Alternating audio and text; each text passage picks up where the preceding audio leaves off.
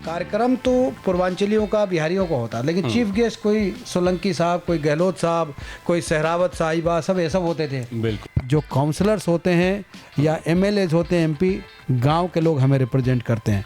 मुझे कहने में कोई कोताही नहीं है कि हमारे जैसे लोग उनसे गवर्न होने वाले नहीं और ना होना चाहते हैं, कि जो हमारे आज के politician, they are good for nothing, they don't do anything for Dwarka.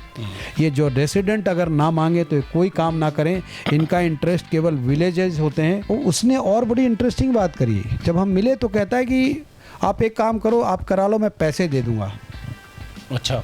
तो मुझे बड़ा गुस्सा है, मतलब तुम्हारे जैसे लोगों को ना, तुम लोग गांव वालों को जेब में मैं रखता हूँ, पैसे की धौंस मत दिखाना, वैसा बिहारी मत समझना। मैं रास्ते पे आ गया, ऐसा हुआ कि मैं किसी दूसरे जगह पे रहता था, वहाँ से भाग के आके द्वारका में मैंने शरण ली थी।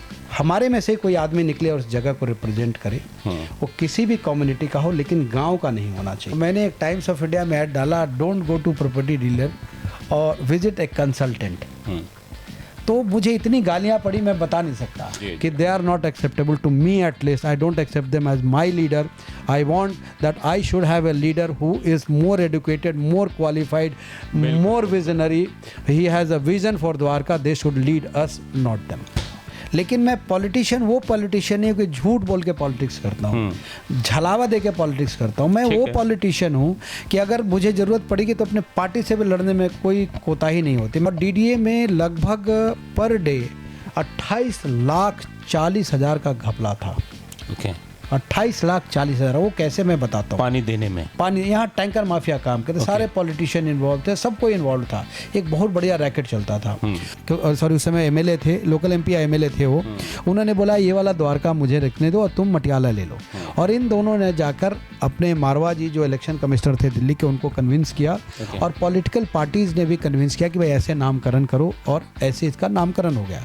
एक नेता है बीजेपी के, उनको देखा करता था मैं कि भाई इस्कॉन टेम्पल का जगह मैंने दिला दिया, हर जगह बोला करते थे। हर जगह बोलते थे कि इस्कॉन मंदिर, अरे इस्कॉन मंदिर खुद ही इतनी बड़ी संस्था है कि आपकी ज़रूरत ही नहीं है, उनके पास पैसे इतने हैं। He instructed the accounts department और बना के उनको दिल्ली जल बोर्ड को हैंड ओवर किया and said you take over this. और ये टेक ओवर हुआ। उसके बाद की कहानी, जो नेता कहें कि मैंने ला दिया, केजरीवाल साहब कहें कि मैंने ला दिया, सब झूठ झूठ और झूठ है। तो बिहार जाते थे, बिहार में लड़की वाले आते थे, मेरा फॉर्चुनेटली मेरा छोटा भाई इनकम टैक्स में था, तो जब बात में पता चलता था तो कहते थे प्राइवेट नौकरी करता है, इनको छोड़ो जी, आप इनकम टैक्स वाले की बात करते हैं। और वहाँ पे लोगों से सिग्नेचर कैंपेन चलाया। अच्छा, पब्लिक सजेशंस के लिए, क्योंकि उन्होंने बोला ऐसे हम नाम नहीं चेंज कर सकते। ठीक है। तो 17,500 फॉर्म हमने साइन करवाए और वो फॉर्म साइन करा के हमने वीसी को दिया, वीसी ने उसका रिकमेंडेशन कर एलजी को दिया गया और फिर एलजी ने इस नाम को द्वारका चेंज किया। और वीसी को मैंने बोला सर कि आपके ये 4 नमूने आए, यही वर्ड मैंने यूज़ किया था कि ये 4 नमूने आए हैं सर, ये चोर हैं और इन्होंने हमारे पैसे लूट लिए और आपके पैसे भी लूट लिए, या तो आप भी इसमें इन्वॉल्व हो सर, तो आप बता दो। आज नरेला और कोंडली बहुत ही बुरी हालत में है, लेकिन द्वारका कहाँ का कहाँ पहुँच गया। बिल्कुल, क्योंकि यहाँ के लोग बड़े जागरूक मिले। हमने बिल्कुल हम तुम्हें तो जानते नहीं, तो वो सेक्टर 8 का थाना होता था, वो कंप्लेन करने लेके चला गया। तो वहाँ एसएचओ साहब जो थे, हमारे मित्र होते थे, उन्होंने बोला कि भाई सिन्हा जी ऐसे ऐसे कंप्लेन है, मैंने उसको बैठा के रखो, 6 बजे तक हम जला देंगे, 7 बजे तक उसको फ्री कर देना। पैशन है, द्वारका से मैं बहुत मोहब्बत करता हूँ और मैं हमेशा चाहूँगा कि द्वारका का झंडा हमेशा ऊंचा रहे। द्वारका में आएगा, लेकिन होगा कहाँ पे? वो होगा सेक्टर 19 अमराही गाँव, सेक्टर 7 पालम गाँव, sector 23 Pochanpur village, sector 3 Matiala. लिखा कहाँ है? द्वारका लिखा हुआ है। लेकिन जब वो फ्लैट बेचने जाता है जिसकी अलॉटमेंट पोजीशन 2004 की पहले है, तो एमसीडी वाले 2 लाख, 2.5 लाख, 4-4, 5-5 लाख रुपए मांगते हैं। आप अपने नेगेटिव पॉइंट्स को जरूर प्लग इन करें, पॉजिटिव पॉइंट्स को हाईलाइट करें, उसको एनहेंस करें, उस पर काम करें, हार ना माने। जिस दिन आपने हार मान लिया उस दिन आपकी ज़िंदगी ख़त्म हो जाती है। आप जब भी गिरे, क्रॉल करें, उठे और दौड़े, गिरने के बाद वहीं पे बैठ ना जाएं, यही मैं लोगों को कहना चाहूँगा। और क्राइसिस आएगी लाइफ में, नंबर 1, नंबर 2 हमेशा आप नहीं जीतेंगे किसी भी बार में, तो अगर आप हारे भी लेकिन प्रयास करना ना छोड़ें। नमस्कार, मैं मुकेश सिन्हा। मैं आपसे यही प्रार्थना करता हूँ और रिक्वेस्ट भी करता हूँ कि इस चैनल को ज़्यादा से ज़्यादा लाइक करें, सब्सक्राइब करें और इसको चैनल को बड़ा बनाने में सहयोग करें। ये चैनल जो आम व्यक्ति हैं उनकी कहानियों को लेकर, उनके हिस्ट्री को लेकर, उनके वर्किंग स्टाइल को लेकर सामने आएगा और आप भी इस चैनल को आगे बढ़ाने में अपना सहयोग दें। धन्यवाद।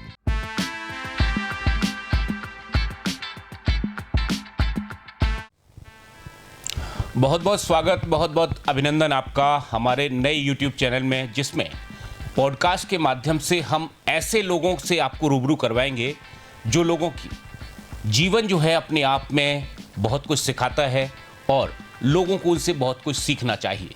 हमारे साथ एक शख्सियत मौजूद हैं, पश्चिमी दिल्ली की बड़ी मशहूर शख्सियत हैं मुकेश सिन्हा, जो कि समाजसेवी हैं और तमाम जो एस्पेक्ट हैं समाज के, हमेशा उनमें सबसे आगे खड़े हुए पाए जाते हैं।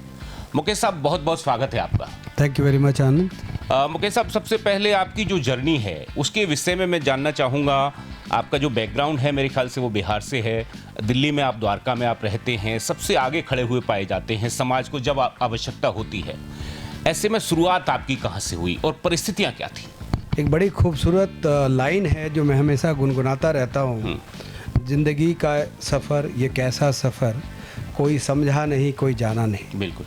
आज मैं लगभग 42 साल पहले जब दिल्ली आया था, उस को पीछे देखने की कोशिश करता हूँ तो लगता है कि मैंने कहाँ से कहाँ पहुँच गया हूँ। जब मैंने एक बहुत ही मॉडेस्ट शुरुआत की थी, मैं जब दिल्ली में आया था मैं किसी को भी नहीं जानता था। बिल्कुल। जब मैं पहली बार दिल्ली उतरा तो वहाँ से मुझे जीके जाना था, तो एक बस पे सवार हुआ। समझ में नहीं आता, एक टीन का बक्सा, आपको शायद याद होगा बहुत साल पहले ये ब्रीफकेस नहीं हुआ करता था, टीन का बक्सा ही हम लोग यूज़ किया करते थे। तो उस टीन के बक्से में थोड़े सामान लेकर मैं यहाँ पढ़ने आ गया था। तो वहाँ से जब बस चढ़ा तो लोगों से पूछा कि बस कौन सा जाएगा, बस में बैठा, कुछ भी नहीं समझ में आ रहा था। उस समय 5 पैसे की या 10 पैसे की टिकट होती होगी, और टिकट लिया। वहाँ बस क्योंकि रोड पे उतार दिया, वहाँ से हमें समझ में नहीं आया कि कहाँ जाना है। बड़ी मुश्किल से ढूंढते ढांढते उस जगह पे पहुँचे जहाँ मुझे रहना था।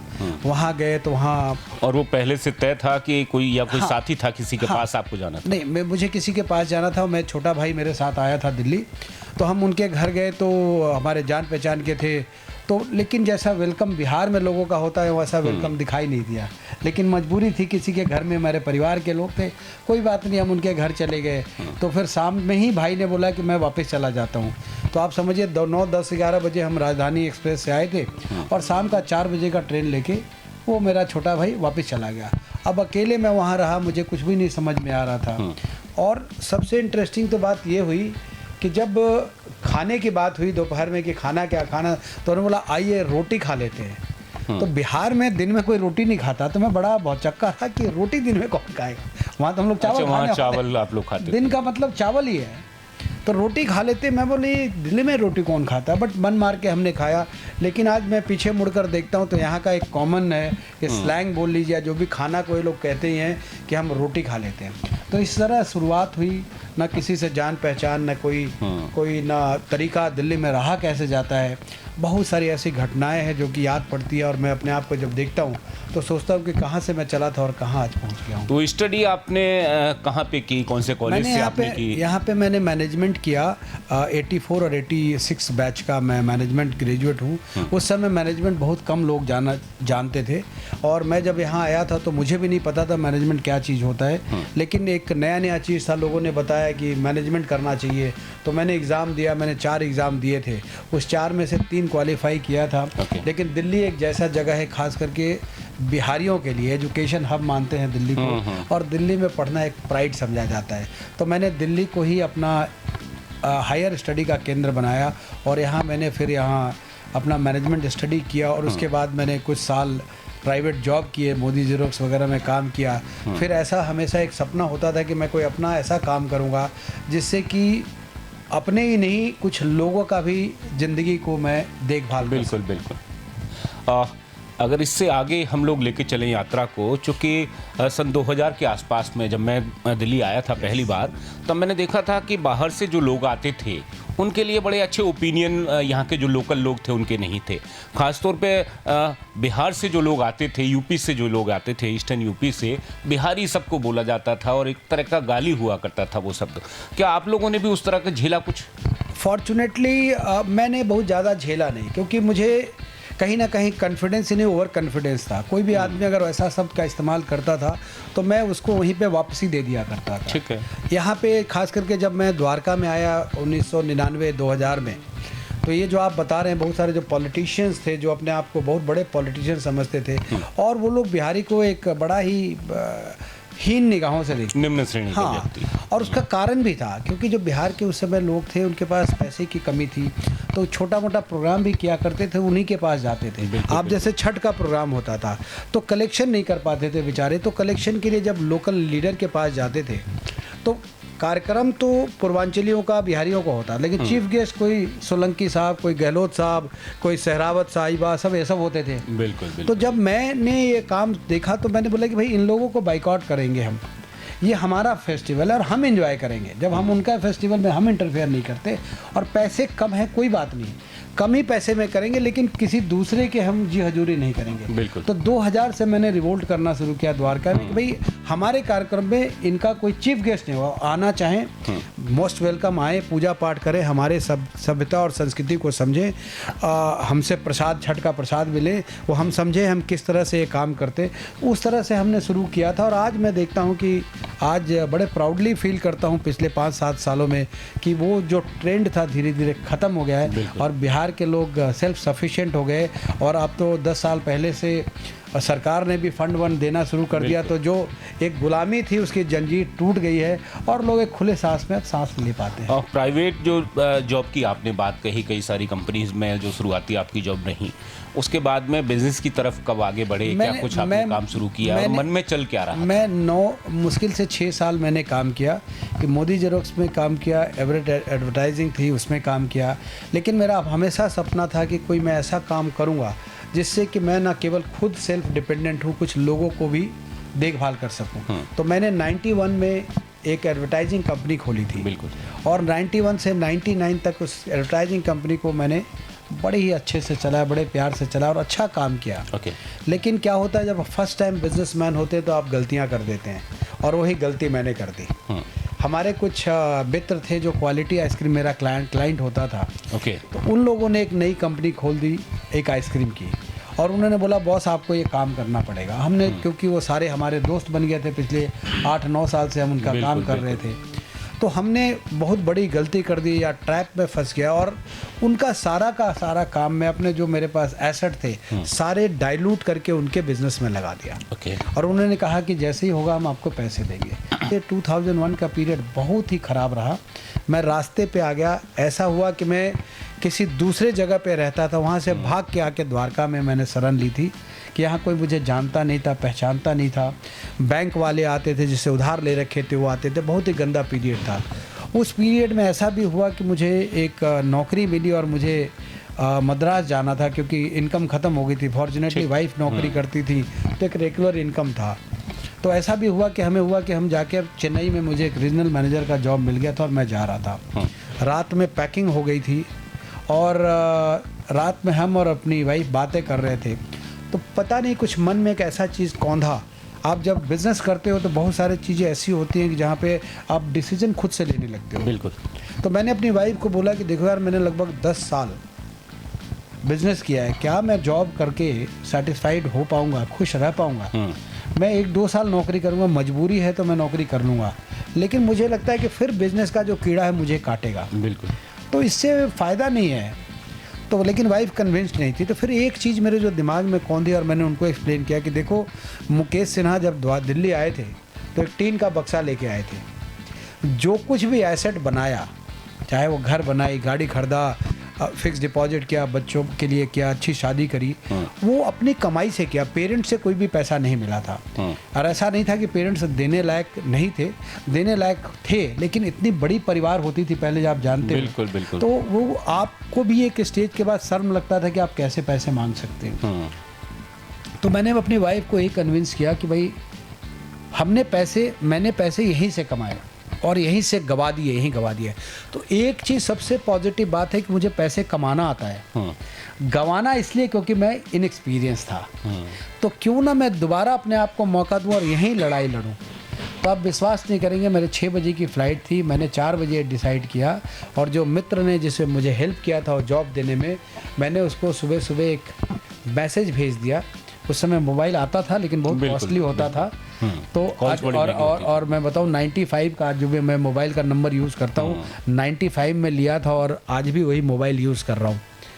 तो जब मैंने उनको एक मैसेज किया, वो सुबह सुबह 8 बजे घर आके, और इतनी गालियां दी उसने कि मैं बता नहीं सकता हूँ। बट गाली कौन देता है? जो अपने आप को समझता है। वो बोला तुम क्या करोगे, तुम क्राइसिस में हो। मैं बोला मैं नहीं जाना चाहता, मैं ही लड़ाई लड़ना चाहता हूँ। तो बातें हुई, फिर बोला क्या करोगे? फिर वो हमें ले गया, हमें चैम्प्सफोर्ड क्लब गए, वहाँ बैठे, बहुत बातें करते करते उसने फिर एक आइडिया दिया। वो द्वारका में होम लोन का काम शुरू करना चाहता था। ओके। और द्वारका में ये था कि यहाँ पे मोस्टली फ्लैट लीज होल्ड पे थे और कोई भी बैंक लोन नहीं देती थी। ओके। और उस समय फ्लैट 8 से 10 लाख रुपए में मिलता। तो उसने बोला कि तुम एक काम करो, तुम हमारा ये प्रोजेक्ट दिल्ली में ही रहना है, तुम्हें बाहर नहीं जाना है, तो तुम यहीं रहो, ये प्रोजेक्ट रिटेनरशिप में मैं तुम्हें ले लेता हूँ और ये तुम काम करो। तो भगवान कहते हैं कि जैसे सबको, आपको भी एक्सपीरियंस से कहते हैं कि एक दरवाजे बंद होता है, दूसरे दरवाजे खुल जाते हैं। बिल्कुल। तो हमने सिटी बैंक के साथ में ये एक काम किया। और पहला मैंने एक ऐड डाला, मैं आपको बताऊं क्योंकि रियल एस्टेट का भी काम करता हूं। तो मैंने एक टाइम्स ऑफ इंडिया में ऐड डाला, don't go to property dealer और विजिट ए कंसल्टेंट। तो मुझे इतनी गालियां पड़ी मैं बता नहीं सकता। अच्छा, जो डीलर्स बाकी जो प्रॉपर्टी डीलर्स थे उन्होंने बोला ये कौन सा आदमी आ गया, हमें डीलर बोलता है, अपने आप को कंसल्टेंट बोलता है। बड़े गालियां पड़ी। तो मैं बोला जब मिलोगे तो समझा दूंगा। बट लेकिन बताऊं, भगवान का शुक्रिया करता हूं कि जितने भी नुकसान थे, भगवान ने जो 1.5-2 साल मुझसे मेरे पेशेंस को परखा, मेरे पेशेंस को का टेस्ट किया। उन्होंने 6 महीने में वो जितनी उधारी थे, भगवान ने इतना दिया कि वो 6 महीने में सारी उधारी में वापस कर गया। ओके। मुझे विश्वास भी नहीं होता था कि 1 महीने में जो इनकम होती थी कि ये पैसे कहाँ से आते हैं, इतने पैसे हो सकते हैं। तो God has been very kind. और मैं बताऊं कि उस 6 महीने के बाद, 2001 के बाद मैंने पीछे मुड़ के नहीं देखा। God has been very kind. और उसके बाद 2003 तक मैं एक ऐसे मुकाम में पहुंच गया था कि फिर से मैं समाज में कुछ काम कर सकता था, क्योंकि घर परिवार ऐसा हो गया था कि चल सकता था आसानी से, जहां मैं ना अपना केवल समय बल्कि कुछ पैसे भी समाज के लिए लगा सकता था। बिल्कुल। तो एक नई शुरुआत फिर मेरी 2003 से हुई। और जो मैं आज 2025 हो गए, मुझे आज 70% टाइम मैं समाज सेवा में लगाता हूँ और 30% काम मैं बिजनेस में देता हूँ। तो ये जो समय था आपका, ये संक्रमण काल जो था आर्थिक तौर पे, इसको संभाला किस तरह से आपने? मन में किस तरह के ख्याल आते थे जब वो जॉब के लिए आप निकलने वाले थे चेन्नई? और लगा क्या कि अगर कर पाएंगे तो किस तरह से कर पाएंगे, ताकि जो बिगनर्स हैं या जो इन परिस्थितियों से लोग गुजरते हैं उनको वो सीखने को मिले कि उस समय ऐसी परिस्थितियां जब आपके सामने हों तब जो सक्सेस का मंत्र है वो क्या है? देखिए, इसके पहले एक और चीज़ बताना चाहूँगा, बड़ी इंटरेस्टिंग है कि जब मैं 91 में बिज़नेस शुरू किया और 99 तक किया करता रहा, मैंने घर में ये नहीं बताया कि मैं बिज़नेस करता हूँ। ओके। क्योंकि बिहार के लोग बिज़नेस का मतलब समझते हैं कि तराजू लेके कोई दुकान खोल के, लाला वाली दुकान। यस, हम लोग कायस्थ है, कायस्थ में नौकरी हमारी प्रायोरिटी होती है। हाँ। और आज हमारे पूरे फैमिली में मात्र पहला आदमी मैं हूँ जो मैं बिज़नेस करता था। तो मैंने 2019 तक 1999 तक मैंने घर में नहीं बताया। 91 to 99 की मैं बिजनेस करता हूँ। अच्छा, उनको लगा होगा कि नौकरी करते हैं। मैं नौकरी करता हूँ। हाँ। क्योंकि ऐसे इंसिडेंट, क्योंकि मैं उनको एक्सप्लेन नहीं कर पाता था कि बिजनेस का मतलब क्या होता है। इस दरमियान 95 में बड़ी इंटरेस्टिंग बात हुई कि भाई जब मेरी शादी करने की बात हुई, घर वालों ने बोला कि आप शादी कर लो। तो शादी करने की बात हुई तो कुछ लोग आते थे, तो हम बोलते थे कि घर आप चले जाओ। तो बिहार जाते थे, बिहार में लड़की वाले आते थे। मेरा फॉर्चुनेटली मेरा छोटा भाई इनकम टैक्स में था, तो जब बात में पता चलता था तो कहते थे प्राइवेट नौकरी करता है, इनको छोड़ो जी, आप इनकम टैक्स वाले की बात करते हैं। ठीक है। तो ऐसा चलता रहा। बट फॉर्चुनेटली कुछ ऐसी किस्मत में थी कि एक सुधा जी मिली और within 6 month we got married. और वो साउथ इंडिया को बिलोंग करती हैं और मैंने ज़िंदगी में किसी साउथ इंडियन, मेरा दोस्त भी नहीं था, मैं भाषा नहीं समझता था, और वो भी बिहार को एकदम ही अलग ही देश समझते थे, राज्य तो मत समझिए, वो देश समझते थे कि बिहार एक अलग ही देश है। उनका कल्चर, खाने का कल्चर, पीने का कल्चर, बात करने का बिल्कुल बिल्कुल सब कुछ अलग था। But fortunate I am very happy that I got such a good companion. और जो ग्रोथ आज मैं देखता हूँ, चाहे वो मेरा ग्रोथ हो चाहे मेरी पत्नी का ग्रोथ हो, सुधा जी का, दोनों ने हमने 1+1 नहीं 1+1 3 किया, 2 नहीं किया, 1+1 3 किया। And God had been very kind, हमें ज़िंदगी में बहुत अच्छे अच्छे लोग मिले, फैमिली से भी पूरा सपोर्ट मिला। और आज जो भी हैं भगवान की दुआ के साथ अपने दोस्तों, अपने जो हमारे साथ लोग काम करते हैं, हमारे जो वेल विशर हैं, उनके दुआओं के कारण ही हम आज जो भी बन पाए हैं। बिल्कुल, मैं फिर से उसी सवाल पे आता हूँ पुनः कि जब मुश्किल जो वक्त होता है, उस वक्त के लिए सक्सेस मंत्रा क्या होता है? क्योंकि आप उस काल से गुजरे हैं, उस कालखंड से, तो आपको बेहतर पता होगा। क्योंकि इस तरह का वक्त लगभग सभी इस तरह के फेजेस सभी के जीवन में आते हैं, तो उससे निकलने का रास्ता क्या है? किस तरह की सोच होनी चाहिए? क्या कुछ अप्रोच होनी चाहिए व्यक्ति की? अगर आप दर्शकों को बता पाएं। देखिए, लाइफ में सबसे इम्पोर्टेंट है कि आपको अपने बारे में जानना जरूरी है। ओके। कि आप में प्लस पॉइंट क्या है और माइनस पॉइंट क्या है। हर आदमी में कुछ ना कुछ प्लस पॉइंट है और कुछ ना कुछ माइनस पॉइंट है। अगर आप अपने माइनस पॉइंट को जानते हो तो आपको सक्सेस से कोई नहीं रोक सकता। ओके। कि आप में ये माइनस पॉइंट है, तो उस माइनस पॉइंट को आपको प्लग इन करना पड़ेगा। फॉर एग्जांपल, अगर मैं बात करूं तो मैं जब दिल्ली आया था, तो ऑल्दो मैं इंग्लिश ऑनर्स का विद्यार्थी था, और लेकिन मैं लिख बहुत अच्छा सकता था, लेकिन बोल नहीं पाता था। ठीक है। तो एक मेरे में वो कमी थी, तो मैंने देखा कि इस कमी को प्लग इन कैसे करें। तो जैसा आपका क्वेश्चन था उसमें कि जो आपकी कमी है उसको प्लग इन करने की ज़रूरत है, और जो आपकी खूबी है उसको इन्हेंस करने की ज़रूरत है। बिल्कुल। मेरी जो कमियां थी कि मैं अच्छा कम्युनिकेट नहीं कर पाता था इंग्लिश में। मेरी कमी थी कि मैं थोड़ा इगोइस्टिक था। मेरी ये कमी थी कि मैं थोड़ा लोगों की बातें कम सुनता था, अपनी बातें ज़्यादा कहता था। तो मुझे 2-3 पॉइंट्स पता थे। लेकिन मैं अगर किसी का, मेरे में अच्छाई ये थी कि मैं अगर किसी का हाथ थामता था तो उसका हाथ नहीं छोड़ता था, चाहे कुछ भी हो जाए। और ये मेरी नहीं, ये बिहार के लोगों की खासियत होती है कि अगर एक बार आपका वो हाथ थामेगा तो जब तक आप हाथ ना छोड़ेंगे वो आपका हाथ नहीं छोड़ेगा। तो उन खासियतों को जिसको मैंने सोचा, और कॉन्फिडेंस ही नहीं, ओवर कॉन्फिडेंट था। मुझे लगता था मुझे दुनिया से जीतने की शक्ति है। बिल्कुल।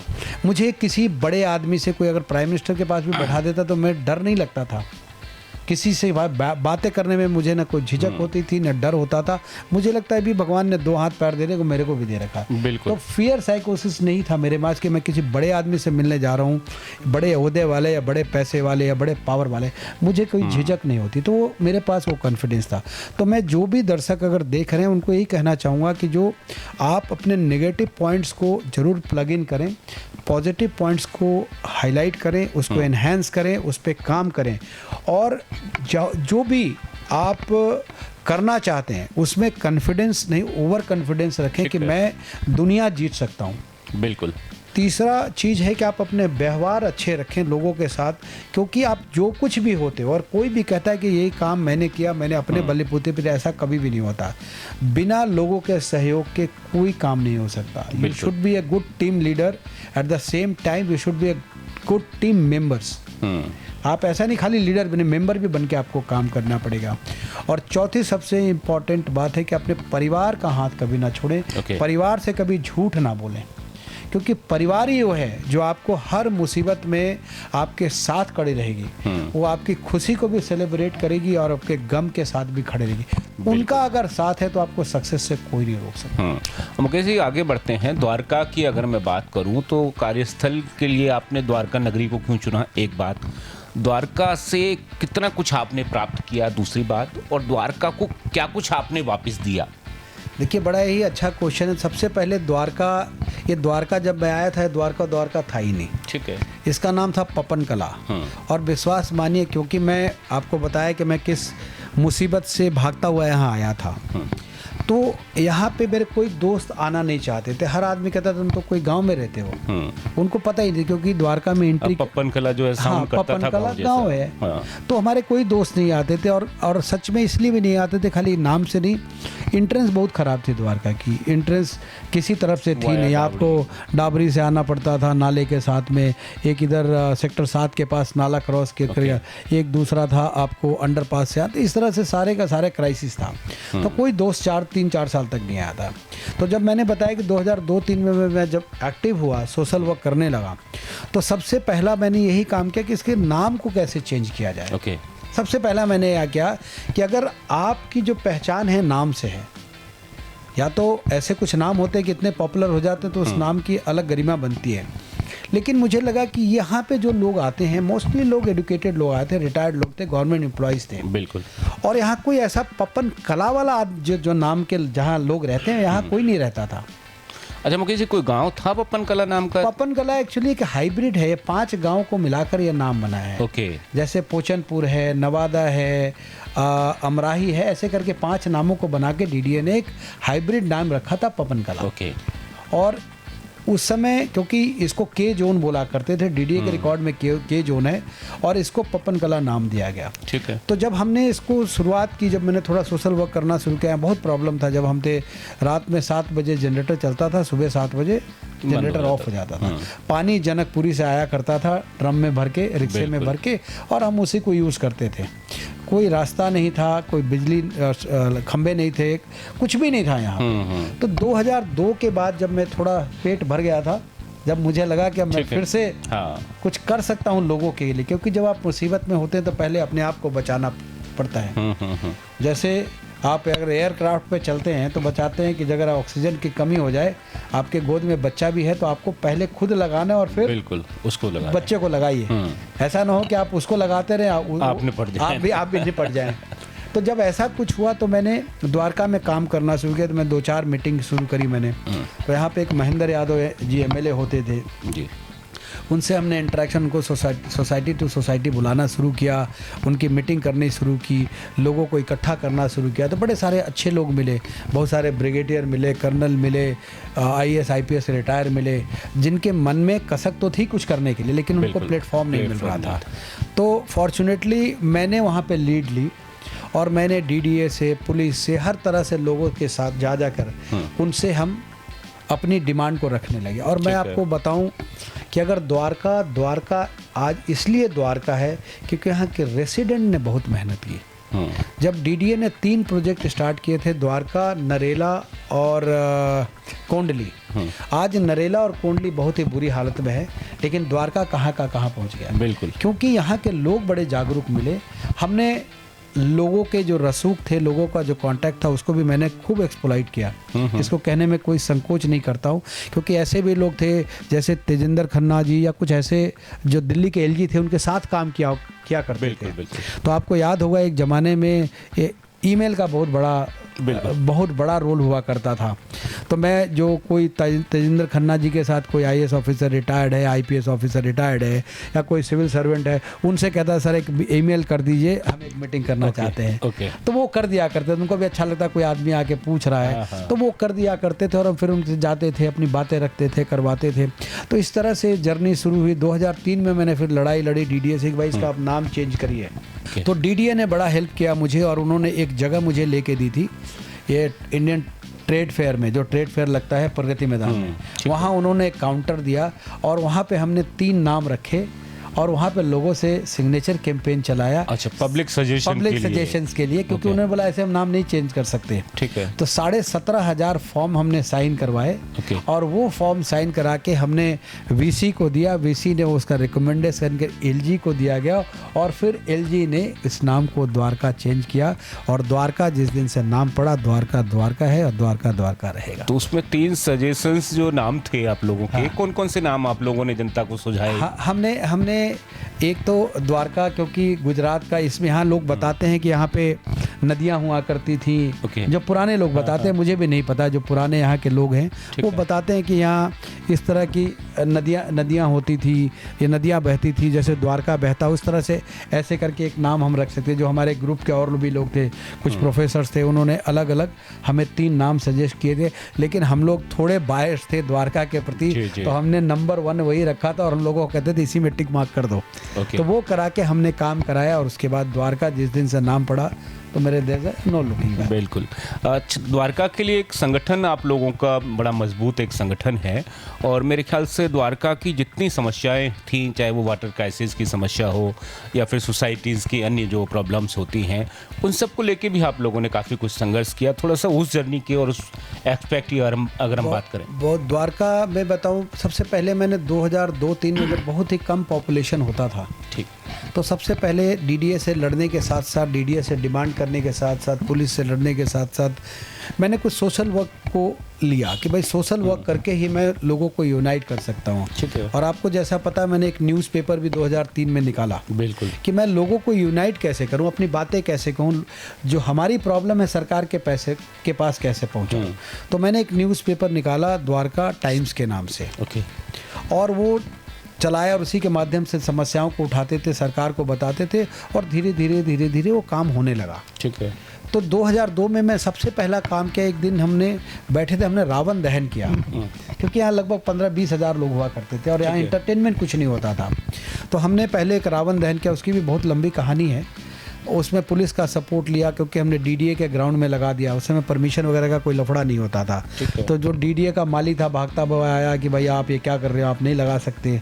तो हमारे एक एसएचओ हमारे मित्र होते थे, तो मैं बोला तुम्हें कंप्लेन करना है, तुम थाने चले जाओ। बिल्कुल, हम तुम्हें तो जानते नहीं। तो वो सेक्टर 8 का थाना होता था, वो कंप्लेन करने लेके चला गया। तो वहाँ एसएचओ साहब जो थे, हमारे मित्र होते थे, उन्होंने बोला कि भाई सिन्हा जी ऐसे ऐसे कंप्लेन है, मैंने उसको बैठा के रखो, 6 बजे तक हम जला देंगे, 7 बजे तक उसके बाद को फ्री कर देना। बोला हाँ ये ठीक है। तो उनको बैठाया, पानी चाय पिलाते रहे जी, और हमने इधर लोगों को जैसे जैसे बुलाया, और लोग आगे क्योंकि पहला हो रहा था, जैसे जैसे लोगों ने देखा काफ़ी सारी भीड़ इकट्ठे हो गए। और सबसे खुशी उस समय हुई कि जब देखा पढ़े लिखे लोग, टाई वाले, लैपटॉप वाले, कोट वाले लोग अपने बच्चों को कंधे पे बैठा के दिखाते थे कि लोग this is Ravan, this is Meghnath, this is Kumbhkarn. क्योंकि छोटे बच्चे जो उस समय पढ़ते थे, जैसे मेरी भी बेटी है, तो मेरी बेटी कंप्यूटर पे ही रावण देखती थी, उनको नहीं पता था कि रावण इतना बड़ा हो सकता है। और रामलीलाएं उतनी होती नहीं थी, उनके लिए नया था, द्वारका के लिए नया चीज़ था। तो वो मैंने शुरू किया। उसके बाद मैंने न्यू ईयर का इवेंट शुरू किया, 3 दिन का न्यू इवेंट किया। उस समय भी पुलिस के यहाँ एक नाम लेना चाहूँगा, हमारे आईपीएस ऑफिसर थे, डीसीपी थे, पीके भारद्वाज जी। ओके। तो मैं उनके पास गया कि मेरे को 3 दिन का एक न्यू ईयर का प्रोग्राम करना है। लोगों ने बताया जी आपको परमिशन लेना पड़ेगा। तो वो गए, फॉर्चुनेटली उनका भी फ्लैट द्वारका में था। तो बोले आप क्या करेंगे सिन्हा साहब ऐसे करके? मैंने अच्छा लगेगा, कुछ लोगों को जोड़ेंगे। बोला ठीक है आप कर लीजिए। तो ऐसा सपोर्ट, क्योंकि हम सेल्फलेस काम करते थे, तो मुझे हमेशा गवर्नमेंट अथॉरिटी का हमेशा मुझे सपोर्ट मिला, और तभी मैं कुछ काम कर पाया। जहाँ आई पानी की बात, आई बिजली की बात, आई सड़क की बात, तो जैसे मैंने बताया कि हम इसके लिए रेगुलर लोगों के हाथ से हाथ मिलाकर हम इसके लिए फाइट करते थे। ठीक है। सरकार के पास जाते थे, हाथ जोड़ के जाते थे। फॉर्चुनेटली हमने धरना प्रदर्शन भी किया, लेकिन कभी वायलेंट नहीं हुए, किसी को गाली नहीं दिया। हमने अपने हमेशा राइट मांगी कि हमारा राइट है और हमारा राइट दो। ठीक है। और मुझे लगता है कि गवर्नमेंट में बैठे हुए लोग, आप अगर सही तरीके से अपनी बात को प्रेजेंट करेंगे तो वो आपको काम करके देते हैं। हमने कभी किसी भी गवर्नमेंट ऑफिस से लड़ाई या गंदी या नेगेटिव काम नहीं किया। सोशल एक्टिविस्ट, क्योंकि मुझे लगता है, क्योंकि मेरे घर में भी सारे गवर्नमेंट ऑफिशियल, तो मैं उनकी मेंटेलिटी को समझता हूँ। बिल्कुल। कि how do they work, they also want appreciation, they also want to do the job, provided they get a right platform to do the work। तो हमने उस सिस्टम से काम किया। तो पहले हमने रोड पे काम किया कि रोड बनाया जाए। फ्लाईओवर का बहुत क्राइसिस था। एक ब्रिगेडियर साहब होते थे हमारे दिल्ली कैंट में, वो मीटिंग जब भी होती थी फ्लाईओवर बनने का, तो कहते नहीं no no no no, security security security. जो पालम वाला फ्लाईओवर, तो बड़े लड़ाई झगड़ा होता था। मैं भी मेंबर हुआ करता था, 2-4 चौधरी साहब भी होते थे, हम धरना प्रदर्शन भी किए थे। फॉर्चुनेटली लड़ते लड़ते 2-2.5 साल 3 साल के बाद वो ब्रिगेडियर साहब चले गए। गवर्नमेंट में जो एलजी बने, वो एलजी का कुछ अपना इंटरेस्ट था, द्वारका को जानते थे। उन्होंने बोला नहीं जो तो करना ही पड़ेगा। तो दूसरा जो ब्रिगेडियर आया, जो इंचार्ज थे, उन्होंने बोला हाँ we can give you the land.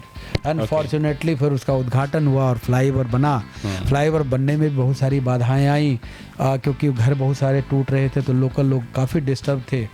फिर भी फॉर्चुनेटली गवर्नमेंट ने स्ट्रांग स्टैंड लिया और उन्होंने फ्लाईओवर को डिज़ाइन किया। तो आज आप डिज़ाइन देखेंगे तो आज भी लोग, बहुत सारे लोग जो नॉलेजेबल हैं, इसको फॉल्टी डिज़ाइन बोलते हैं, क्योंकि बहुत एक्सीडेंट, घुमाव बहुत ज़्यादा है।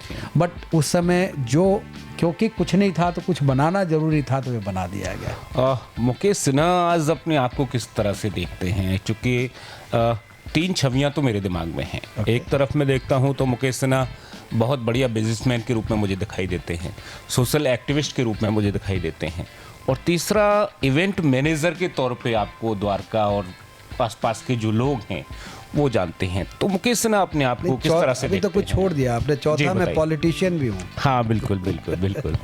और मैंने इलेक्शन भी लड़ा, जब कोई नहीं लड़ने को तैयार था, तो मैंने 2007 में इंडिपेंडेंट इलेक्शन भी लड़ा था, क्योंकि मुझे लगता था कि मैंने जो काम किया है लोगों को, उससे मुझे रिवॉर्ड मिलना चाहिए। बिल्कुल।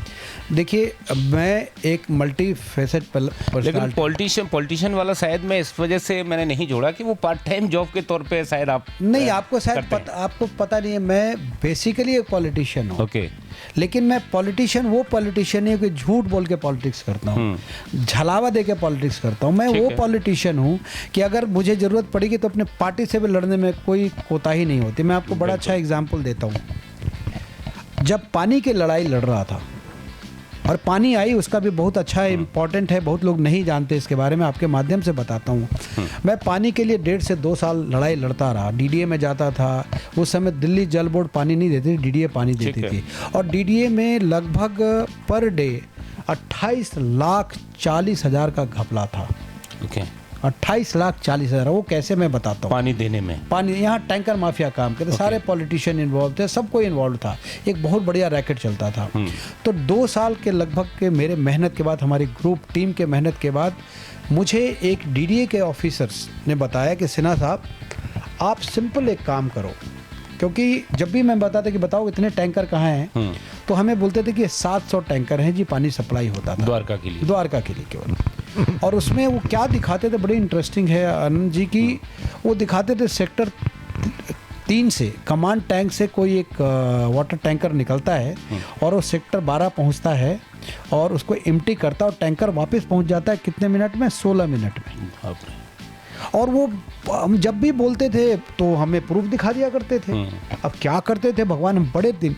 तो जब हमें डीडीए मंगलापुरी में उस समय मैं जो चीफ इंजीनियर से मीटिंग करके निकला, हम 7-8 लोग थे, तो उसमें एक सज्जन थे जो इंजीनियर थे, मैं नाम नहीं बताना, जो रिटायर हो गए, ठीक है, but he was blessing in disguise. तो बोला, सिन्हा साहब चाय पी के जाना, लेकिन अकेले आना। हम 8 लोग थे, मतलब ठीक है। तो हम उनके रूम में गए, इनको बोला कि आप लोग चलो, मैं आता हूँ। तो उन्होंने बोला, सिन्हा साहब मेहनत बहुत कर रहे हो, लेकिन ऐसे जो आप ढूंढ रहे हो सफलता नहीं मिलेगी। तो मतलब सर बताओ मैं क्या करूँ? बोला, आप एक काम करो, आप इनको केवल बोलो कि आप टैंक काउंट करवा दें आपको। 700 टैंक एक बार में ऑन ग्राउंड दिखा दें। ठीक है। तो मुझे समझ में नहीं आया कि ये क्या है। मैंने फिर भी बोला कि, मैंने पूछा क्यों? बोला, आप बोलो तो सही। तो बोला ठीक है। तो मैंने फिर 2 दिन के बाद वीसी को फ़ोन किया और मैंने बोला, सर मिलना चाहता हूँ पानी के सिलसिले में। तो बोले आप आ जाइए। तो उन्होंने फिर डीडीए के कुछ ऑफिसर भी बुला लिए। बिल्कुल, हमारी रेगुलर मीटिंग हो ही रही थी। तो मैंने बोला, सर एक ही रिक्वेस्ट है आज की मीटिंग में, मैं चाहता हूँ कि आप एक, मेरे जो ये कहते हैं 700 टैंकर है, तो एक बार 700 टैंकर एक बार मुझे काउंट करा दीजिए। बिल्कुल। तो उन्होंने, जो चीफ इंजीनियर थे वो शायद इन्वॉल्व नहीं थे, जो मुझे लगा। उन्होंने, जब वीसी ने बोला हाँ सर गिनवा देते हैं, बट उनके साथ जो लोग थे वो इन्वॉल्व थे। ठीक है। तो एग्जीक्यूटिव इंजीनियर्स, तो उन्होंने बोला सर बहुत मुश्किल होगा। मतलब कोई मुश्किल नहीं होगा। बोला 700 टैंकर कहाँ खड़ा होगा और कब खड़ा होगा? तो फॉर्चुनेटली कभी कभी जब अच्छी चीज़ होनी होती है तो हो जाते। मैंने बोला, जहाँ मैं रामलीला कराता हूँ वो बहुत बड़ा ग्राउंड है, सेक्टर 11 में जो स्पोर्ट्स कॉम्प्लेक्स है उसके बगल में। और वहाँ तो बोला नहीं, टैंकर कैसे खड़े होंगे, सप्लाई कैसे होंगे? ऐसे ना, आप एक काम करो, 12 बजे से 4 बजे सुबह तक, 12 बजे रात से 4 बजे तक कोई सप्लाई होती नहीं, आप उस समय खड़ा कर दो। उस समय खड़ा कर दो। तो बोले अच्छा ठीक है जी, करते हैं, देखते हैं। तो वीसी को मैं बोला, सर मेरे को तो देखना है। तो वीसी ने कहा कि ठीक है जी, आप कब दिखाओगे? तो बोला थर्सडे को दिखा देंगे। मतलब ठीक है। हम लोग वहाँ से मीटिंग करके आ गए और हम तैयारी करने की, रात में 12 बजे से टीम में कौन कौन आएगा, रात में हम अपनी टीम बनाते हैं। ठीक है। बुधवार को 11 बजे एक मेरे पास फ़ोन आता है डीडीए के एग्जीक्यूटिव इंजीनियर का, जो पानी का सप्लाई देखता था। बोला सर हम आपसे मिलना चाहते हैं। मतलब आ जाओ। मैं सोचा हो सकता है दिखाएगा तो ठीक कुछ बात। सिस्टम बताने के लिए आ रहे होंगे वो। हाँ कि किस तरह से हाँ करना है। तो वो 4 लोग आए जी, 2 एग्जीक्यूटिव इंजीनियर और कोई और इंजीनियर होंगे, चारों यहीं मेरे ऑफिस में बैठे और बैठे प्लेजेंट्री एक्सचेंज किया, बोला सर ये सर वो सर। फिर कहते सर एक हमसे ना बहुत बड़ी गलती हो गई है। ओके। तो मैंने क्या गलती हो गया? कह रहे सर हमारे पास 700 टैंकर नहीं है, हमारे पास 447 टैंकर्स ही हैं। 447 नहीं ओनली 47। ओनली 47 बाप रे। 700 टैंकर नहीं है सर, हमारे पास 47 टैंकर्स ही हैं। तो मैंने ये क्या बेवकूफ़ी है, आप तो 700 टैंकर का मेरे को रिकॉर्ड दे कर रखा हुआ है। मुझे काफ़ी गुस्सा आया, मैंने बताने से मैंने गालियाँ भी दी कि तुम चोर हो, तुम लोग ने हमारे पैसे लूट लिए। फिर वहीं से मैंने वीसी को फ़ोन किया और वीसी को मैंने बोला सर कि आपके ये 4 नमूने आए, यही वर्ड मैंने यूज़ किया था कि ये 4 नमूने आए हैं सर, ये चोर हैं और इन्होंने हमारे पैसे लूट लिए और आपके पैसे भी लूट लिए। या तो आप भी इसमें इन्वॉल्व हो सर तो आप बता दो, और नहीं तो मैं इसको एक्सपोज करूँगा। He said mister Sinha trust me, I am not aware and I am very sure कि दैट हमारे chief engineer he is also not aware. So I said can you call them sir, ये तो कल कहते ठीक है let's have meeting on Friday. तो Wednesday की बात है, फ्राइडे की हमारी मीटिंग तय हुई और इस दरमियान में मेरे ख्याल से वीसी साहब ने सब कुछ पता कर लिया कि कहाँ प्रॉब्लम था। और थर्सडे वाला जो इंस्पेक्शन था वो तो होना ही नहीं था। वो तो होना ही नहीं था। वो तो जो एक्सपोज होना था हो गए। बिल्कुल। फ्राइडे को जब गए तो वीसी साहब ने एक बड़ा अच्छा काम किया था, उन्होंने दिल्ली जल बोर्ड के सीईओ को भी बुला रखा था। ओके। हाँ, पूरी टीम बुला रखी थी। उन्होंने कहा कि जी we want to hand over the water distribution system to you, DJB. तो डीजी ने बोला इतना जल्दी नहीं हो सकता सर, इसमें साल लगेगा। He said nothing, probably he was scared और व्हाटएवर। उनके दिमाग में बैठ गया था कि डीडीए को पानी का काम नहीं करना चाहिए, दिल्ली जल बोर्ड का ही काम करे। और आपको बताएं अनंत की पानी जो 8 रुपये किलो लीटर वो लेते थे वो हमें 14 रुपये में देते थे। ओके। इतना डिफरेंस था, डिस्ट्रीब्यूशन चार्जेस था। तो अगर दिल्ली जल बोर्ड लेती तो हमारे पैसे बचते भी। बिल्कुल। तो उन्होंने कहा कि मुझे नहीं पता, मुझे आप 15 दिन में जो भी रिपोर्ट बनाना है बनाओ और पैसे बताओ कितने पैसे लेने हैं ताकि हम हमारे से हटाओ। I don't want to take, मैं अपने करियर पे कोई ऐसा ब्लेम नहीं लेना चाहता। और वाटर बहुत बड़ा इशू हुआ करता था, बहुत लड़ाई झगड़े हुआ करते थे। तो उन्होंने कहा कि 15 दिन का समय दे रहा हूँ और 15 दिन में जो रिपोर्ट बनाना है। तो उन्होंने 269 करोड़ का दिल्ली जल बोर्ड ने एक रिपोर्ट बनाया, एस्टिमेट बनाया डीडीए के लिए। और 15 दिन बाद हमारी मीटिंग हुई और जब हम गए Delhi Jal board, DDA, VC सब लोग बैठे। वीसी ने डिस्कशन किया, बोला जी मैं इसको अप्रूव करता हूँ और 50 करोड़ का cheque within half an hour he instructed the accounts department और बना के उनको दिल्ली जल बोर्ड को हैंड ओवर किया and said you take over this. Okay. और ये टेक ओवर हुआ। उसके बाद की कहानी जो नेता कहें कि मैंने ला दिया, केजरीवाल साहब कहें कि मैंने ला दिया, सब झूठ झूठ और झूठ है। कोई नहीं किसी को कुछ नहीं पता कि उन्होंने कोई काम किया। रेदर तो आपको और बताएं, जब हम 2013 के इलेक्शन के समय जब हम पानी का धरना दे रहे थे, पानी के लिए लड़ाई लड़ रहे थे, तो हमें ये कहा गया कि क्या कर रहे हो, ये मत करो, हम इलेक्शन हार जाएंगे। मतलब तो तुम्हारे इलेक्शन से हमें क्या लेना देना, हमें तो द्वारका वालों को पानी चाहिए। और इसी की कड़ी में और बताता हूँ कि अरुण जेटली, मैं बीजेपी का वर्कर था, मतलब एग्जीक्यूटिव कमेटी का मेंबर था प्रदेश का, और मैंने अपने 150 लोग ज़िंदगी में पहला बार द्वारका से बस भर के ले गया था मैं। और अरुण जेटली जी और प्रवेश वर्मा जी, आशीष सूद जी, ये सारे एक प्रोग्राम ऑर्गेनाइज हो रहा था। मैंने, हमारे लोगों ने वहाँ जैसे ही अरुण जेटली जी बोलने को खड़े हुए, हम सभी ने वहाँ कहा हमें पानी दो करके। हम एक वो प्लाकार्ड बना के लेके थे, सारे लोग खड़े हुए थे। उस इवेंट में काफ़ी हंगामा हुआ और वो भी एक टर्निंग पॉइंट था जब अरुण जेटली जी और डॉक्टर हर्षवर्धन ने एक टीम बनवाई और ये कहा कि द्वारका को पानी मिलना चाहिए। और ये 2 काम क्लब हुए तभी जाके पानी मिला। तो पार्टी में रहते हुए हम लोग इसलिए अनसक्सेसफुल हैं क्योंकि हम जनता की बात, मैं जनता की बात करता हूं, मैं पड़ोसियों के जो हमारे आसपास रहते हैं, जो उनकी क्राइसिस है उनकी बात करता हूं, उनके साथ खड़ा रहने की कोशिश करता हूं। मैं अनफॉर्चुनेटली वो पॉलिटिशियन नहीं हूं जो कि बड़े बड़े वादा करूं और काम डिलीवर ना करूं।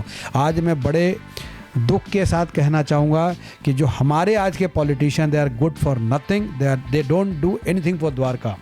ये जो रेसिडेंट अगर ना मांगे तो कोई काम ना करें, इनका इंटरेस्ट केवल विलेजेस होते हैं, अनऑथराइज एरिया में भी ये काम नहीं करते हैं, विलेजेस को प्रेफरेंस देते हैं। और आपको बताऊं आज द्वारका में बड़ा कष्ट होता है कि आज भी द्वारका जो मेट्रोपॉलिटन सिटी है, आज जो काउंसलर्स होते हैं या एमएलएज होते हैं, एमपी, गांव के लोग हमें रिप्रेजेंट करते हैं। मुझे कहने में कोई कोताही नहीं है कि हमारे जैसे लोग उनसे गवर्न होने वाले नहीं और ना होना चाहते हैं। हमारे अपने लोगों को आना चाहिए जो एडुकेटेड हैं। यहाँ पे बहुत आईएएस आईपीएस ऑफिसर्स हैं, बहुत टेक्नोक्रेट हैं, बहुत ब्यूरोक्रेट हैं, पढ़े लिखे एमबीएस हैं, अलग अलग कम्युनिटी के लोग हैं। They should represent Dwarka. I from your this thing, मतलब आपके चैनल के माध्यम से कहूँगा कि they are not acceptable to me, at least I don't accept them as my leader. I want that I should have a leader who is more educated, more qualified, more visionary. He has a vision for Dwarka. They should lead us, not them. लगता क्या है मुकेश साहब, बात तो आपने बहुत अच्छी कही। द्वारका को अलग एक कॉन्स्टिट्यूंसी होना चाहिए, क्योंकि इसके नाम पे भी धोखा किया गया। Yes. जो पड़ोस की एक विधानसभा है जहाँ पे द्वारका का मेरे ख्याल से एक सेक्टर या उससे भी कम सेक्टर लगता है, उसको द्वारका नाम दे दिया गया। और मटियाला के नाम से ये विधानसभा जानी जाती है, जिसमें द्वारका के अधिकांश सेक्टर आते हैं। आपने जो बात कही विलेजेस की, ये बात भी बड़ी महत्वपूर्ण थी। ऐसे में विलेजेस की वजह से खास जो कम्युनिटी है वो यहाँ पे प्रभावशाली है, अक्सर इलेक्शन जीतने के मामले में भी। तो पहला मेरा सवाल है कि क्या पर्टिकुलर जो द्वारका के सेक्टर्स हैं इसकी एक अलग विधानसभा होनी चाहिए, और दूसरा जो गांव हैं अगर वो द्वारका के बीच में हैं तब वो बीच में तो रहेंगे, उनको तो आप हटा नहीं पाएंगे। देखिए, जब 2017 में जब 2 वार्ड बनने की बात हुई, हमने लड़ाई लड़ा। मिस्टर मारवा होते थे इलेक्शन कमिश्नर, तो मैं उनके पास जाता था, उनको समझाया कैसे कैसे ये क्या होना चाहिए कंस्टिट्यूएंसी, जब रीडिस्ट्रीब्यूशन 2013-14 में हो रही थी। तो फॉर्चुनेटली अनफॉर्चुनेटली मैं उस समय पॉलिटिकली इतना समझ नहीं पाया। वो मेरे सामने उन्होंने कागज़ रखा कि ऐसे ऐसे ऐसे ऐसे वार्ड्स बन रहे हैं, ऐसे ऐसे विधानसभा बन रहे हैं। बट अनफॉर्चुनेटली एक कांग्रेस का एमपी और बीजेपी का काउंसलर या स्टैंडिंग कमेटी का, ये दोनों पुराने दोस्त हैं। इन दोनों ने आपस में दोस्ती कर ली। लोकल एमपी जो था, सॉरी उस समय एमएलए थे, लोकल एमपी या एमएलए थे वो, उन्होंने बोला ये वाला द्वारका मुझे रखने दो और तुम मटियाला ले लो। और इन दोनों ने जाकर अपने मारवा जी जो इलेक्शन कमिश्नर थे दिल्ली के, उनको कन्विंस किया। और पॉलिटिकल पार्टीज़ ने भी कन्विंस किया कि भाई ऐसे नामकरण करो, और ऐसे इसका नामकरण हो गया। जब मैं रियलाइज़ किया, जब मैं उनके पास गया दोबारा कि सर ये गलती हो गई, तो देन ही सेड कि अब नोटिफिकेशन हो गया, अब कुछ भी नहीं हो सकता। तो वहाँ मैं हार गया, फिर भी लड़ाई लड़ता रहा। और जब 2017 में जब ये 2 काउंसलर की सीट्स बनी, तो उसमें भी बताऊं आनंद कि बड़ा इंटरेस्टिंग इन्होंने काम किया। इन्होंने सेक्टर 4 और 5 को ये भेज दिया मटियाला में, और सैनिक विहार और मनसाराम पार्क को भेज दिया द्वारका बी में। बड़े इंटरेस्टिंग थे, ये पता नहीं क्या गोल मचोल करते रहते हैं। तो मैं फिर गया, तो उस समय इलेक्शन कमिश्नर राकेश मेहता जी थे। तो मैं पूरा डेटा के साथ में, क्योंकि मैं काम कोई भी आधा अधूरा नहीं करता, मैं सिस्टमेटिक काम करता हूँ, तो हमने पूरे डेटा तैयार किया और करके एक पूरा मैप के साथ मैं राकेश मेहता और एक डेलीगेशन लेके मैं उनके ऑफिस गया, उनको समझाया। मैंने 3 डिमांड रखी। पहला डिमांड रखा कि सर एक तो ये जो सेक्टर 4 और 5 है इसको वापस द्वारका में लिया जाए, और मनसाराम पार्क और सैनिक विहार है उसको वापस मटियाला में भेज दिया जाए। करे अच्छा ठीक है, आप कैसे कह रहे हो, तो मैंने उनको थोड़ा ड्राइंग बना के दिखाई, तो वो कन्विंसिंग लगे। दूसरा मैंने उनको कहा कि जैसे आपने वार्ड का नंबर दिया है, बड़े इंटेलिजेंट लोग हैं गांव वाले, बेवकूफ़ नहीं है, बिल्कुल वो पॉलिटिशियन हमसे ज़्यादा स्मार्ट हैं, खास करके आउटर सर्किल में।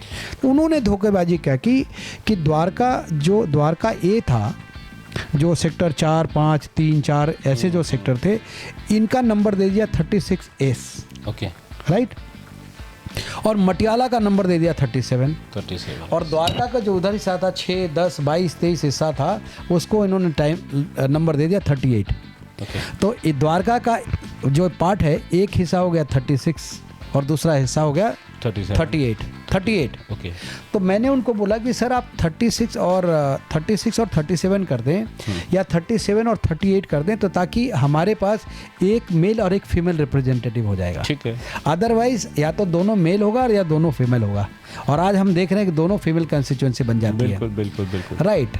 तो अब वो प्रॉब्लम, मैंने बोला इसको 37, 36, 37 करिए। नंबर 3 मैंने उनको कहा कि आप जैसे द्वारका थाने हैं दो, द्वारका साउथ और द्वारका नॉर्थ, तो द्वारका ए और बी ना करके इसको आप द्वारका साउथ और द्वारका नॉर्थ कर दें। तो जब मैं वहाँ गया उसके बाद लोकल लोग भी वहाँ पहुँचे, उनको लगा कि कुछ होगा। तो बड़े प्राउडली फील करूँगा कि उनकी भी रिटायरमेंट हो रही थी। रिटायरमेंट के 2 दिन पहले उन्होंने फ़ोन किया कि सिन्हा साहब मैं पंडारा बॉक्स नहीं खोल रहा, लेकिन आपकी बात जेन्युइन है, एक काम मैं आपका कर दे रहा हूँ, बाकी 2 नहीं कर पाऊँगा। ठीक है। आई सेड सर बताइए। तो ही सेड कि मैं वो जो आपने बताया सेक्टर 4 और 5 उसको मैं वापस द्वारका में ले आता हूँ और उन दोनों को बाहर कर देता हूँ। मतलब बाकी मैं अगर करूँगा तो बहुत दिल्ली में हंगामा हो जाएगा और हर लोग डिमांड करने पड़ेगा। हमारे पास ऑब्जेक्शंस आते हैं लेकिन हम जनरली इस पे ध्यान नहीं देते। हम किसी तरह उसी को जो बनाए होते उसी पे काम कर लिया होते। तो एक काम मैं करवा पाया। अब रही दूसरी द्वारका का नामकरण, तो इसके लिए मैंने बहुत बार दिया, और मैं आपको बताऊँ 21-22 में जब ये अपना डिलिमिटेशन के लिए कमेटी बन गई थी और इनका ऑफिस भी बन गया था, और उसमें हमने पूरा का पूरा तैयारी कर रखा था मैंने कि उसको मैं लड़ाई लड़ूंगा। बट अनफॉर्चुनेटली वो कोविड के बाद वो कमेटी ने कोई काम ही नहीं किया, सेंसस हुआ नहीं तो कोई काम नहीं है, और आज तक पेंडिंग है। अब सुनते हैं, पहले सुनते थे 24 में हो जाएगा, अब सुनते हैं 26 में हो जाएगा। तो जब तक सेंसस होगी नहीं तब तक ले कंस्टिट्यूएंसी रीडिज़ाइन होगी नहीं। अगर रीडिज़ाइन होगी तो मुझे लगता है कि कहीं ना कहीं हमारे जैसे लोग और भी लोग साथ में जाएंगे और उसको द्वारका से अलग एक कंस्टिट्यूएंसी द्वारका के नाम से बनवाने की कोशिश करेंगे। बिल्कुल। द्वारका का आज जो फ्यूचर है उसको किस तरह से देखते हैं, क्योंकि एयरपोर्ट से नज़दीकी जो है द्वारका के विकास का एक बहुत बड़ा कारण है, और उसके अलावा अब जो डिप्लोमेटिक एन्क्लेव वगैरह यहाँ बनने वाले हैं, भारत मंडपम यहाँ पे बना, और बहुत सारी जो चीज़ें हैं इस तरफ आने वाली हैं द्वारका की, तो भविष्य में किस तरह से देखते हैं द्वारका जो सिटी है उसका फ्यूचर जो है वो कहाँ तक? एक बहुत और इंटरेस्टिंग आपने क्वेश्चन पूछा, फ्यूचर की बात की। मुझे याद है जब मोदी जी की सरकार आई थी तो ये कहा गया था स्मार्ट सिटी बनाई जाएगी। ठीक है। तो मैंने इसमें काफ़ी इनिशिएटिव लिया था, और मैं उस समय वेंकैया नायडू जी अर्बन मिनिस्टर थे। बिल्कुल। तो मैं एक डेलीगेट लेके गया था और उनको मैंने कहा था कि द्वारका को आप स्मार्ट सिटी घोषित कर दीजिए। तो he listen to me very patiently and he said कि हाँ it workable, but we will not entertain RWA, it has to come from the public representative. तो पब्लिक रिप्रेजेंटेटिव एक आम आदमी के थे और एक बीजेपी के थे। ठीक है। तो मैंने उनको बड़ा कॉन्फिडेंटली बोला कि sir it's not a problem, I have good relation with both of them. तो he said get a letter from both of them and we will work it out. और उसमें लगभग 3,000 करोड़ या 30,000 करोड़ का बजट था उसमें। तो मैं वहाँ से निकला बड़ा खुश था कि मैं तो इनसे काम करा ही लूँगा, कोई प्रॉब्लम क्या है, दोनों जानते थे मुझे। बिल्कुल। तो मैं एक दिन एक के पास गया, दूसरे दिन दूसरे के पास गया, दोनों को बोला हाँ सिन्हा साहब कोई प्रॉब्लम नहीं, will give you the letter. तो मतलब आप बना दो लेटर, बोला 1-2 दिन दे दीजिए हम बना देते हैं। बट अनफॉर्चुनेटली उनकी क्या मोटिव थी, उनकी क्या डर था, क्या उनके मन में संशय था, उन्होंने लेटर मुझे नहीं दिया। I got a reminder also twice from Venkaiah Naidu ji's office कि भाई we are waiting for your letter, get them the letter. तो मैंने रदर एक बार बोला भी था जो उनका सेक्रेटरी था कि यार बीजेपी के तो MP है, तुम मांग लो।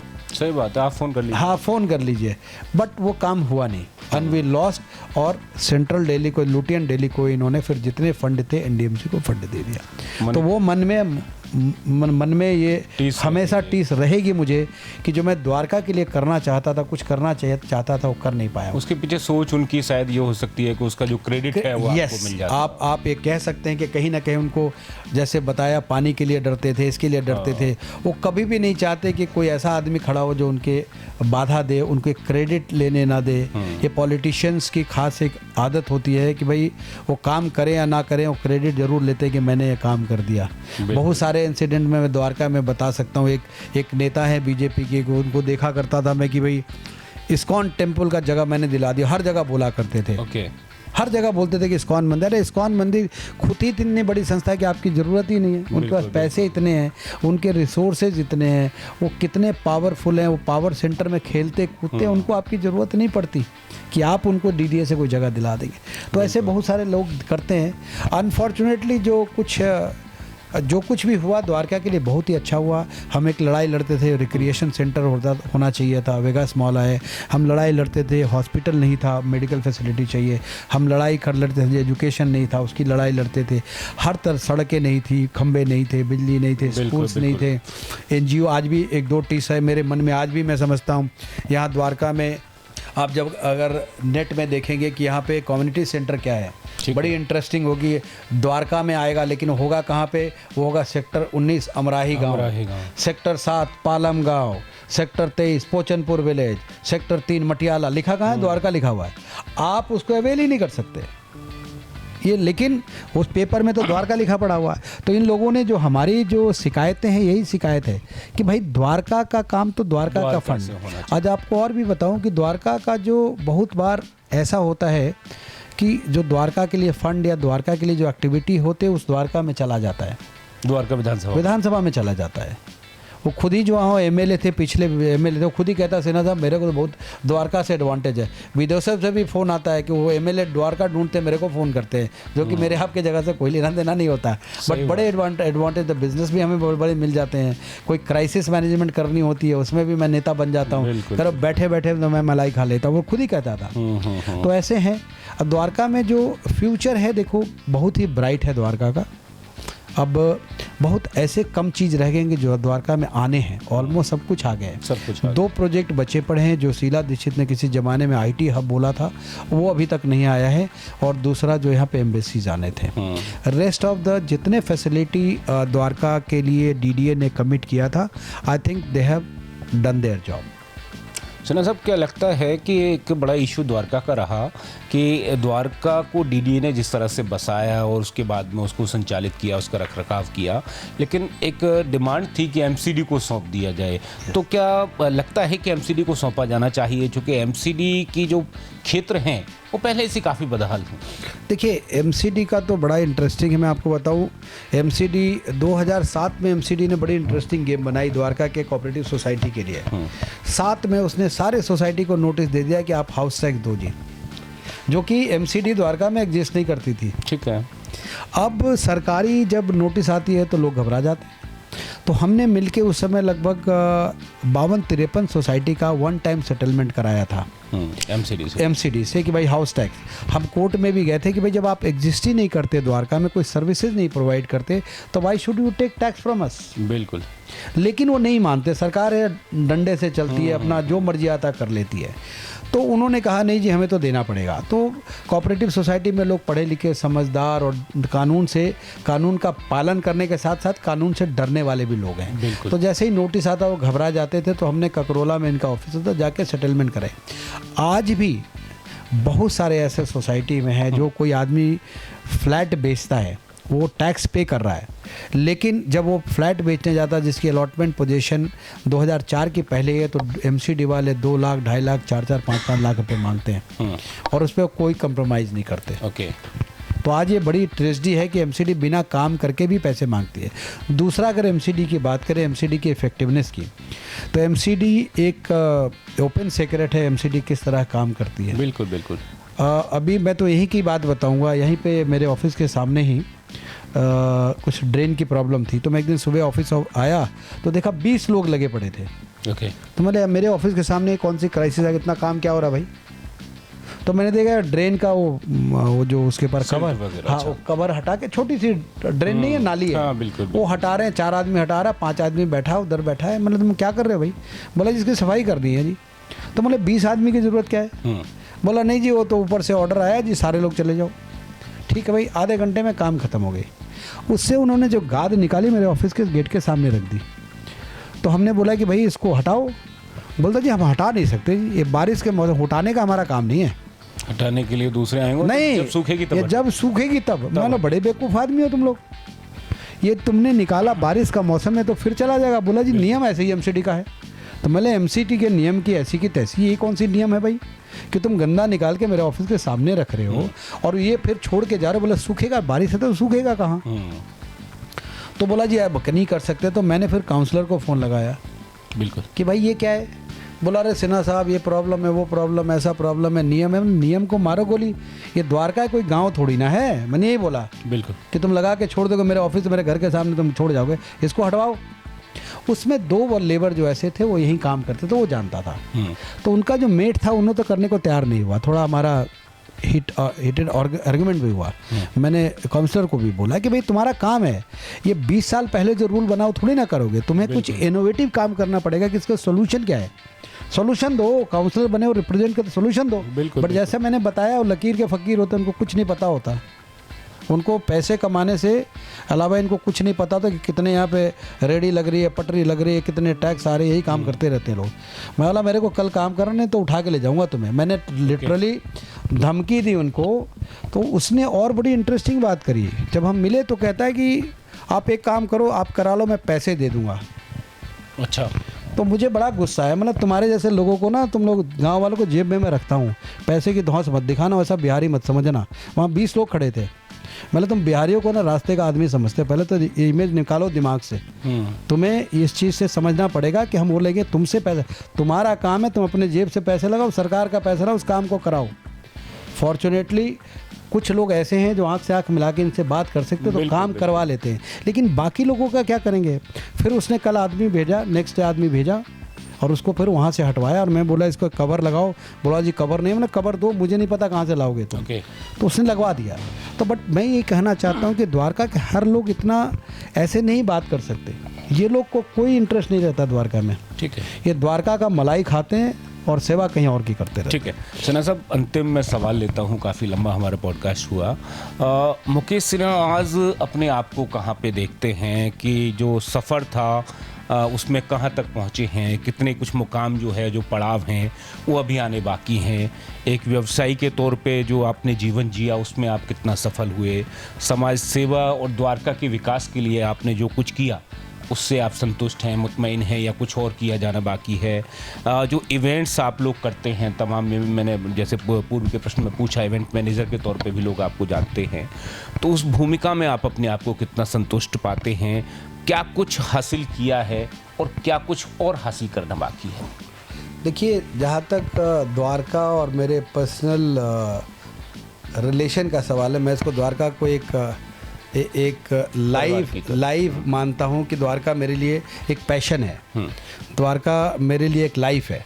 मैं द्वारका के लिए मैं कुछ भी करने को तैयार रहता हूँ। आपको एक इसके पहले कि मैं और जवाब दूँ, मैंने बहुत बार पुलिस वालों के से मेरा थोड़ा डिसएग्रीमेंट होता है। क्योंकि बहुत बार ऐसा हुआ कि कोई गौशाला थी द्वारका डिस्ट्रिक्ट पुलिस में और उसमें 48 गायें मर गई। तो मेरे एक फ्रेंड ने दुबई से फ़ोन किया कि अरे द्वारका में 48 गायें मर गई। मैंने कहाँ देख लिया भाई? बोला जी न्यूज़पेपर में, यूट्यूब में आया पड़ा हुआ है। मतलब द्वारका में गौशाला कहाँ है?